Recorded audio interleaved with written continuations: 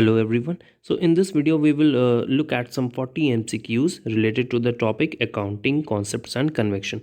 इस वीडियो को स्टार्ट करने के पहले अगर आपने इस टॉपिक को नहीं पढ़ा है तो मेरे डिस्क्रिप्शन बॉक्स में जाके इसी वीडियो के आप वो टॉपिक सर्च करके उस लिंक पे क्लिक करके आप पढ़ सकते हैं। उसके बाद आप यहाँ से कंटिन्यू कर सकते हैं। तो स्टार्ट करते हैं हमारे 40 MCQ से। इस पूरे वीडियो को मैंने 3 पार्ट्स में डिवाइड किया है। First is your easy level, second is a moderate and third is your high order thinking skill. तो पूरे MCQ को 3 पार्ट में मैंने डिवाइड किया। तो फर्स्ट स्टार्ट करते हैं आपके ईजी लेवल से। तो देखते हैं ईजी लेवल क्या है। Level 1 easy. तो क्वेश्चन 1 है generally accepted account, GAAP stands for simple है, जनरली एक्सेप्टेड अकाउंटिंग प्रिंसिपल। बहुत ईजी क्वेश्चन है, आई थिंक वीडियो में भी हमने पढ़ाया था आपको। Next, accounting principle state that companies and owner which should be treated as separate entity. Which accounting principle, ऐसा कौन सा अकाउंटिंग प्रिंसिपल है जो बोल रहा है कि ओनर और एंटिटी दोनों अलग हैं। तो एंटिटी कॉन्सेप्ट हमने आपको पढ़ाया था, सबसे पहला कॉन्सेप्ट था दैट बिजनेस एंटिटी कॉन्सेप्ट ही कहता है कि ओनर को अलग मानिए, बिजनेस को अलग मानिए। तो answer is your business entity concept. तो मॉनेटरी नहीं होगा, पीरियोडिसिटी और गोइंग कंसर्न नहीं होंगे। नेक्स्ट आते हैं, कॉस्ट और expenses must be recorded at the same time as the revenue to which they correspond in specified by which principle. अब एक देखिए आंसर क्या है, matching principle, going concern principle, consistency principle, prudence principle. तो सबसे पहला है मैचिंग प्रिंसिपल, ये आंसर है। क्यों आंसर है?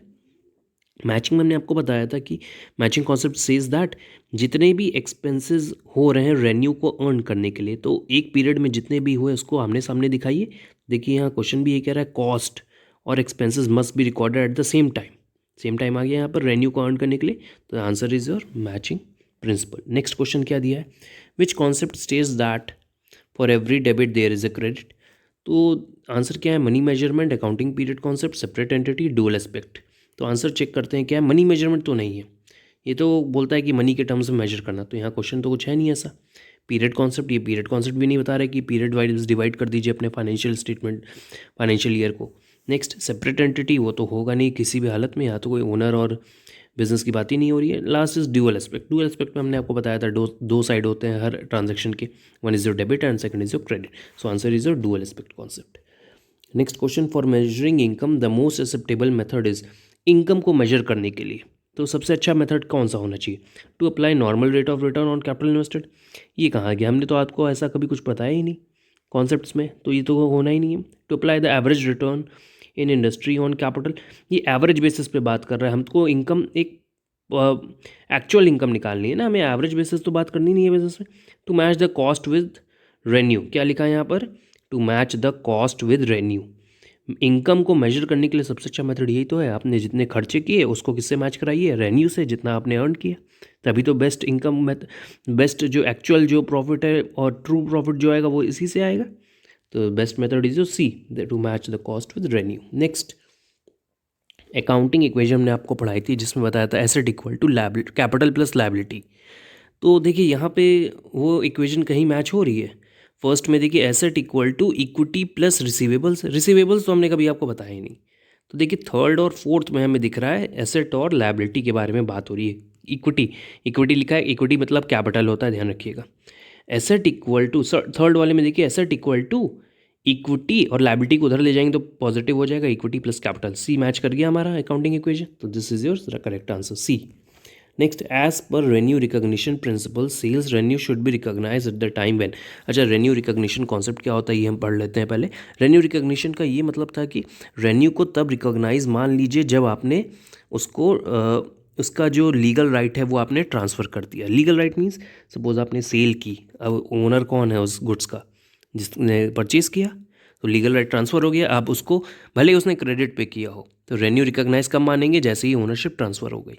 तो यहाँ पर क्या बोला है, as per revenue recognition principle sales revenue should be recognise at the time when, कब, देखते हैं कब, कैश मिला हो चाहे ना मिला उससे हमें कोई मतलब नहीं, ओनरशिप ट्रांसफ़र हो गई तो मतलब रेन्यू रिकॉग्नाइज करना है। तो ये हमको ध्यान रखना है इस कॉन्सेप्ट में। तो देखें ऑर्डर, हमने जब कॉन्सेप्ट पढ़ाया था उसमें ऑर्डर भी पढ़ाया था, तो ध्यान रखिएगा ऑर्डर मिलने पे हम रेन्यू रिकॉग्नाइज नहीं मानते, तो फर्स्ट ऑप्शन नहीं होना है।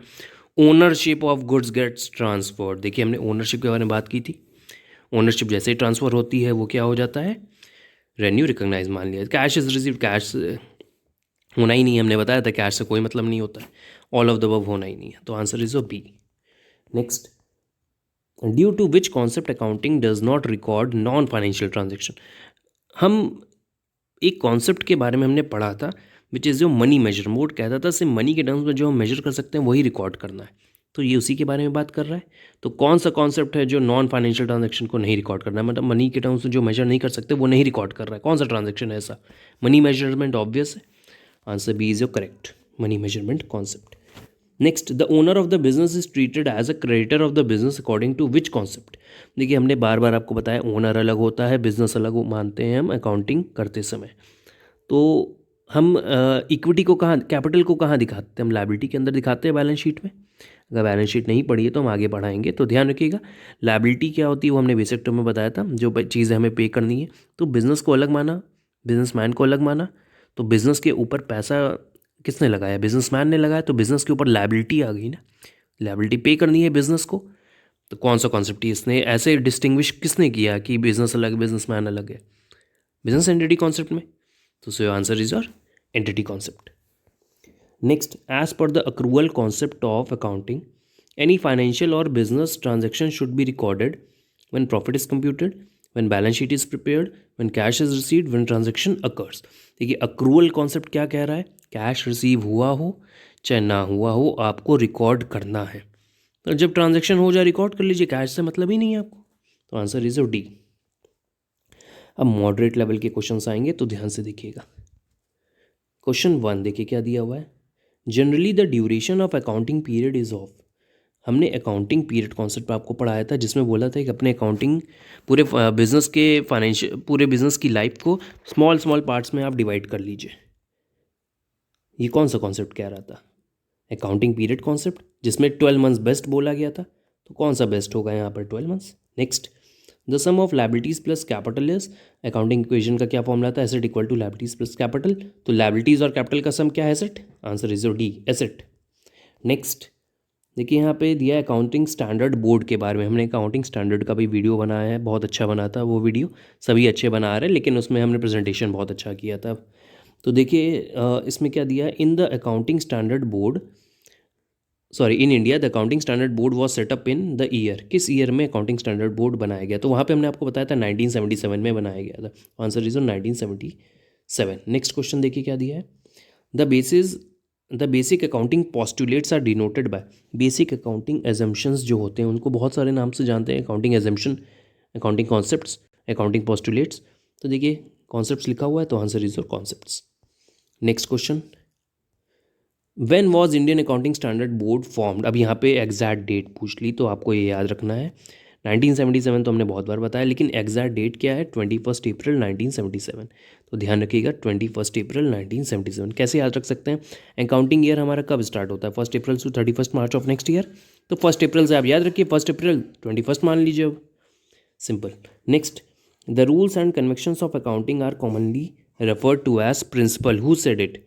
आर एंड एंथनी ने कहा था, ये ध्यान रखिएगा। The rules and conventions, the principles, concepts and conventions of accounting are commonly refer to as principle. अच्छा, ये हमने आपको वीडियो में भी बताया था कि जो प्रिंसिपल है उसको दो पार्ट में डिवाइड किया गया, कॉन्सेप्ट्स एंड कन्वेक्शन में। ये बात किसने कही थी? आर एंड एंथनी ने, ध्यान रखिएगा। On what basis accounting principles are developed. Accounting principle कैसे, किस बेसिस पे डेवलप किए गए हैं? कन्वेक्शंस और कॉन्सेप्ट के बेसिस पे इनको डेवलप किया गया है।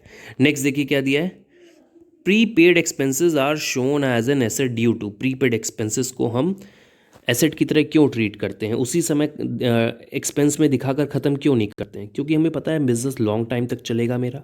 गोइंग कंसर्न कॉन्सेप्ट अप्लाई हो गया यहाँ पर।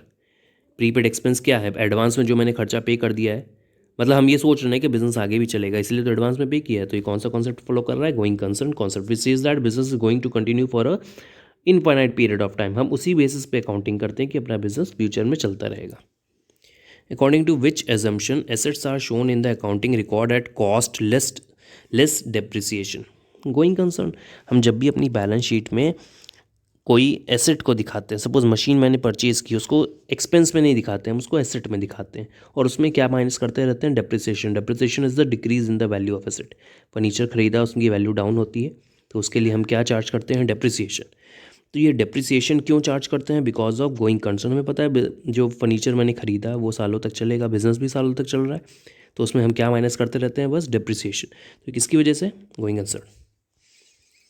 नेक्स्ट देखिए क्या दिया हुआ है, fixed assets are recorded at cost less depreciation not at realisable value because of. ये भी गोइंग कंसर्न कॉन्सेप्ट है, आई थिंक आपको इसके पहले वाले क्वेश्चन से समझ में आ जाएगा। Point out the correct accounting equation. तो देखिए asset equal to liabilities plus capital किस में बन रहा है? लास्ट वाले में बन रहा है, कैपिटल को उधर ले जाइए, asset equal to capital plus liability हो गया। Next question, according to which of the following concept even the proprietor of the business is treated as a creditor. ये अच्छा क्वेश्चन है, ध्यान रखिएगा, हमने अभी इजी क्वेश्चन में भी आया था ये, तो business entity concept. Next, final account must be prepared on a periodic rather basis rather than waiting till the business is terminated. हमने बताया था कि अकाउंटिंग पीरियड कॉन्सेप्ट क्या कहता है कि अपने पूरे बिजनेस की लाइफ को स्मॉल स्मॉल पार्ट्स में डिवाइड कर लीजिए because of accounting period concept, 12 month which is your best. Next, revenue is considered as being earned on the date at which it is realised. तो ये कौन सा concept कहता है कि रेवेन्यू को जिस समय आपने रियलाइज कर लिया उसी समय अर्न मान लीजिए। रियलाइजेशन कॉन्सेप्ट, पीछे अभी हमने आपको रियलाइजेशन कॉन्सेप्ट भी समझाया है। Entries in accounting record and date reported in financial statement must be based on objectively determined evidence. अच्छा, एविडेंस का मतलब प्रूफ। ऑब्जेक्टिविटी एविडेंस कॉन्सेप्ट करके एक होता है जो कहता है कि आपको जितने भी आपने अकाउंटिंग की उसका एक प्रूफ रखिए, ऑब्जेक्टिविटी एविडेंस रखिए। तो ये कौन सा कॉन्सेप्ट कह रहा है? Objectivity evidence concept. Next, the concept of conservatism takes into account all future profit and all future. Conservatism क्या कहता है? फ्यूचर में जो लॉस होना है उसके लिए पहले से आप कुछ प्रिपेयर करके चलिए, प्रोविजंस बना के चलिए, ये कंजर्वेटिज्म कॉन्सेप्ट होता है। इसका एक और नेम होता है प्रूडेंस, ध्यान रखिएगा। तो देखते हैं इसका आंसर क्या मैच करता है। All future profits and future losses पे ध्यान रखना है, प्रॉफिट पे तो ध्यान रखना ही नहीं है ना, हमने तो बोला सिर्फ लॉसेस पे ध्यान रखिए, तो पहला आंसर नहीं हो सकता। ऑल फ्यूचर प्रॉफिट्स, फिर प्रॉफिट्स की बारे में बात किया तो नहीं होना है। All future losses but leaves all future profit, best answer है ये, डी होना ही नहीं है। तो बेस्ट आंसर क्या है? कंजर्वेटिज्म ये कह रहा है कि फ्यूचर में आपको अपने जितने भी लॉस हैं उसके बारे में पहले से सोच के चलना है, तो ये आंसर बेस्ट है ना, all future losses but leaves all future profit के बारे में नहीं सोचना है। According to the concept of conservatism the stock in trade is valued, इस लिखा है in trade is valued at market price, cost price, market price or cost price whichever is lower, market price or cost price whichever is lower. देखिए 2 बार answer आ गया यहाँ पे, तो answer D होगा। ये कंजर्वेटिज्म कॉन्सेप्ट एक rule है, इसका ध्यान रखिएगा कि हमारा जो स्टॉक होता है, गुड्स होते हैं जिसके जो स्टॉक बच जाते हैं फाइनेंशियल ईयर एंड होने पे, तो उसकी वैल्यू कुछ दिखाते हैं बैलेंस शीट में, वो किस वैल्यू पे दिखाते हैं? जो कम वैल्यू होती है, जो मार्केट में जो रेट चल रहा है वो, प्लस मैंने जिस पे ख़रीदा है वो, दोनों में से जो कम वैल्यू होगी उस वैल्यू पे हम शो करते हैं। ध्यान रखिएगा, इंपॉर्टेंट कॉन्सेप्ट है, न्यूमेरिकल में अप्लाई होता है, तो ये पार्ट भी में न्यूमेरिकल में अप्लाई होगा, ध्यान रखिएगा। Market price or cost price which ever is lower, ये ध्यान रखिएगा अच्छे से। Next, accounting rules practice and convection should be observe continuously and applied. अब देखिए कुछ कन्वेक्शंस पे क्वेश्चन आ गए, कन्वेक्शन का भी मैंने वीडियो बनाया, ध्यान से देख लीजिएगा, 2 पार्ट में प्रिंसिपल्स और कन्वेक्शन को कवर किया है। कन्वेक्शन ऑफ कंसिस्टेंसी क्या कह रहा है? एक कंसिस्टेंसी बनाकर रखिए, जो भी अकाउंटिंग रूल्स लगा रहे हैं आप एक कंसिस्टेंट वे में फॉलो करिए, कंटिन्यूसली फॉलो करिए। First is a convection of consistency, तो यही आंसर है इसका। Revenue is considered to be earned when. Revenue को अर्न कब मानते हैं हम? जब कैश मिला तब नहीं, हमने आपको बताया जैसे ही ओनरशिप ट्रांसफ़र हुई वैसे ही हम रेन्यू को रिकॉग्नाइज मान लेंगे, तो सेल इज इफेक्टेड, जैसे ही सेल हो जाएगी मान लेंगे। Next, which of the following is not a fundamental accounting assumption. ऐसा कुछ हमने अकाउंटिंग एजम्पशन जो नहीं पढ़ाया, फंडामेंटल भी हमने आपको पढ़ाया था, ध्यान रखिएगा 3 फंडामेंटल होते हैं, तो कौन सा नहीं है इसमें? मैचिंग नहीं है। तो 3 कौन कौन से होते हैं? Accrual, consistency and going concern, ये तीनों बेसिक फंडामेंटल में आते हैं। ये हमने प्रिंसिपल्स वाले वीडियो में लास्ट में आपको बताया था, तो मैचिंग नहीं है। ये 3 जो हैं ऊपर, ये बेसिक फंडामेंटल में आते हैं। Next, an accounting concept recording to which all relatively important and relevant items are disclosed in the financial statement. देखिए ये एक मटीरियलिटी हमने आपको पढ़ाया था, एक प्रिंसिपल जिसमें बोला गया था all the material facts should be recorded. इसमें बोला था कि जो छोटी छोटी चीज़ें हैं आप उसको एसेट में मत दिखाइए।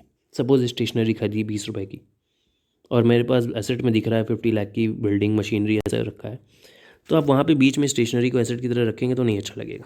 20 रुपये की स्टेशनरी रख रहे हैं, 50 लाख की मशीन है बीच में, बैलेंस शीट में लैक्स में चीज़ें रखी हुई हैं और आप वहाँ पे 220 रुपीज़ की स्टेशनरी दिखा रहे हैं एज एन एसेट, तो नहीं अच्छा लगेगा। तो इसके लिए ये किसने बोला, मटीरियलिटी कॉन्सेप्ट। अब जो बिज़नेस में जो इन्वेस्ट कर रहा है वो नहीं जानना चाहेगा कि आपके पास स्टेशनरी कितने की है। स्टेशनरी एक तरह से इममटीरियल चीज़ है ना। 20 रुपये की स्टेशनरी आ गई, करोड़ों का बिजनेस हो रहा है, तो वो 20 रुपये के बारे में नहीं जानना चाहेगा। This is because of your materiality principle. जो रेलिवेंट आइटम है वही आपको फाइनेंशियल स्टेटमेंट में शो करने हैं। Which convention is also known as doctrine of prudence. Prudence देखिए नाम आ गया ना, कंजर्वेटिज्म। अभी हमने इसके पहले कुछ क्वेश्चंस के पहले बताया था, कंजर्वेटिज्म का दूसरा नेम है प्रूडेंस। तो दिस इज आंसर। चलिए अब आते हैं हाई ऑर्डर थिंकिंग स्किल्स पे, तो ध्यान से करिएगा, ये केस स्टडी के टाइप के हमने दिए हैं। A businessman purchased goods for ₹25 lakh and sold 70% of such goods during the accounting year ended on 31st March 2014. उसने गुड्स खरीदे हैं 25 लाख के, 70% उसने सेल कर दिया है। आगे देखते हैं क्या है। द मार्केट वैल्यू ऑफ जो बचे हुए गुड्स हैं उनकी मार्केट वैल्यू है 5 lakh. He valued the closing stock at 5 lakh not at 7,50,000 due to. अब जो बचे हुए क्लोजिंग स्टॉक है उनकी वैल्यू थी 5 लाख और मार्केट में थी आई थिंक 7,50,000। तो उसने 5 लाख दिखाया, क्यों? Because of conservatism. अभी हमने पीछे मॉडरेट वाले में क्वेश्चंस में पढ़े थे कि जो लेस वैल्यू होती है, मार्केट वैल्यू और cost price whichever is less, उसको शो करते हैं बिकॉज ऑफ कंजर्वेटिज्म कॉन्सेप्ट, क्योंकि हमें लॉस के बारे में पहले सोच के चलना है, कम दिखाएंगे इसीलिए। तो because of this is because of your conservatism concept. Next, the John marketing provides advertising services to an investment company in year A but receives advertising fee in year B. उसने सर्विस कब provide की advertising company ने? A year में, suppose 2019 में provide की, और उसको पैसा कब मिला उसका? 2020 में, नेक्स्ट फाइनेंशियल ईयर में। तो आगे क्वेश्चन क्या है, the John marketing company recognise this revenue in year A. उसने ईयर ए में इसको रिकॉग्नाइज किया। तो ये किस कॉन्सेप्ट को जस्टिफाई कर रहा है? रेन्यू रिकॉग्निशन की। उसने बोलता है जब आपने रेन्यू को रियलाइज़ कर लिया तो उसको दिखा दीजिए, मतलब फर्स्ट ईयर में कमाया उसको उसी से दिखाइए भैया, भले ही कैश मिला हो चाहे ना मिला हो। Next, a company is going concern if. Company को गोइंग कंसर्न, अच्छा गोइंग कंसर्न कॉन्सेप्ट क्या कहता है पहले उस फिर समझ लेते हैं। Going concern concept is that we will do our accounting for a business by considering that our business is going to continue for a infinite period of time. हमारा बिजनेस जो है इनफाइनाइट पीरियड ऑफ टाइम तक चलेगा, ये सोचकर हमें accounting करनी है। तो ऐसा कौन सा लाइन है जो बोल रहा है ऐसा? It's balance sheet shows a strong financial position. ऐसा तो नहीं है कि कोई स्ट्रॉन्ग फाइनेंशियल पोजीशन दिख रही है तो बिजनेस नहीं बंद होगा, गोइंग कंसर्न नहीं है। गोइंग कंसर्न है, ऐसा तो नहीं हो सकता। हो सकता है वो कल ही बंद कर दे। Its income statement for current year shows huge profit. अगर ह्यूज प्रॉफिट दिख रहा है तो कोई ज़रूरी नहीं है कि वो बिजनेस चलाता ही जाएगा। There is no evidence that it will have to cease operation within forcible future. अब इसका एविडेंस नहीं मिल रहा है उसको कि ये फ्यूचर में बंद करेंगे, ऐसा कुछ नहीं लग रहा है, और वो ऐसा बोल भी रहे हैं नहीं है, तो ये आंसर आपका होगा। Next, Sony a multinational electronics corporation rounds dollar amount in its financial statement to the nearest $1,000। Which accounting principle concept justifies this action. देखिए सोनी इलेक्ट्रॉनिक कंपनी है, इनकी जो फाइनेंशियल स्टेटमेंट है उसमें जितना भी राउंड ऑफ आ रहा है, सपोज पॉइंट सेंट्स आ रहा है, जैसे $5 करोड़ 0.005 सेंट्स ऐसे करके आया है इनके, सपोज रुपीज़ में हम आपको बताते हैं, ऐसे सेंट्स में नहीं समझ में आ रहा है तो सपोज मेरे पास आए 50 करोड़ 10 पैसा, ये 1 रुपी ऐसे करके आया, 50 करोड़ 50 करोड़ रुपीज़ एंड 50 करोड़ 1 रुपी, इस तरह आपके करके फाइनेंशियल स्टेटमेंट में दिखाना है। तो 1 दिखाने के लिए थोड़ी प्रॉब्लम होगी, हमें कैलकुलेशन में प्रॉब्लम क्रिएट होगी, तो इसके लिए इन्होंने क्या किया, राउंड ऑफ करके 50 करोड़ दिखाया डायरेक्ट। तो ये क्यों किया? Because of materiality concept. 1 रुपी दिखाने से कोई फ़र्क नहीं पड़ेगा 50 करोड़ पे, इसलिए हमने क्या किया, राउंड ऑफ कर दिया उसको। इसी तरह आप में अगर आ रहा है कि 50 करोड़ 19 लाख, तो आप क्या दिखाइए, 19,95,000 अगर आ रहा है तो आप क्या करिए, 50 करोड़ 20 लाख दिखा दीजिए। तो इस तरह आप राउंड ऑफ कर सकते हैं, फाइनेंशियल स्टेटमेंट का प्रेजेंटेशन ठीक रहता है इससे। This is all because of materiality concept, क्योंकि मटीरियल थिंग्स दिखानी है ना। अब 10-15 हज़ार 50 करोड़ 100 करोड़ के बीच में कोई वैल्यू नहीं रखता, इसलिए ये हम करते हैं, राउंड ऑफ कर देते हैं। नेक्स्ट क्वेश्चन देखते हैं क्या दिया है। एक ऑडिटर है, the auditor notice that the financial statement of a Meta company were missing some foot notes important for user for decision making, this action of management is a violation of. अच्छा, foot note के बारे में पहले बता दें क्या होता है। कोई भी फाइनेंशियल स्टेटमेंट हम बनाते हैं, सपोज बैलेंस शीट बनाई, तो उसके नीचे हमें उसका एक्सप्लेनेशन देना पड़ता है फुट नोट की तरह। एक तरह से नीचे कुछ लिखना पड़ता है बैलेंस शीट में। आगे फुट नोट के बारे में आपको पढ़ाया जाएगा जब न्यूमेरिकल्स दिखाएंगे या फिर बैलेंस शीट का प्रेजेंटेशन देंगे, तो वहाँ पे और अच्छे समझ में आ जाएगा। तो हमने आपको शॉर्ट में बता दिया अभी फुट नोट क्या है। एक कंपनी ने ऐसा नहीं किया। ऑडिटर क्या होता है ये भी हमने आपको बता दिया है, पहले बताया बहुत बार। तो ऑडिटर हम बता देते कौन हो, एक थर्ड पार्टी होती है जो बाहर से आती है आपकी बैलेंस शीट को चेक करने। तो उसने ये ऐसा नोटिस किया कि ये फुट नोट नहीं दिखा रही है कंपनी, तो कंपनी ने कौन सा प्रिंसिपल नहीं फॉलो किया, फुल डिस्क्लोजर कन्वेक्शन फॉलो नहीं किया। तो यही एक फुल डिस्क्लोजर का कॉन्सेप्ट फॉलो नहीं किया, यही वॉलेशन है इनका। नेक्स्ट, फिक्स्ड एसेट एक है इनके पास 30,000 की, डॉलर में नहीं पड़ रहा, is depreciated over it's estimated useful life of 15 years. 30,000 rupees की एक एसेट है, इसको ये डेप्रिशिएट कर रहे हैं, वैल्यू डाउन कर रहे हैं 15 साल तक। This action is related to, ये किससे रिलेटेड है, मैचिंग कॉन्सेप्ट से रिलेटेड है, मैचिंग प्रिंसिपल। क्योंकि आप 30,000 की मशीन को 15 साल तक चलाएंगे तो 15 साल तक रेन्यू भी अर्न करेंगे उससे। जिस साल में जितना रेन्यू अर्न किया उसी हिसाब से अकॉर्डिंग आप डेप्रिसिएशन शो कर दीजिए, तो ईयरली वाइज आपने शो करते गए। This is your matching concept. So thank you everyone, subscribe करना मत भूलिएगा।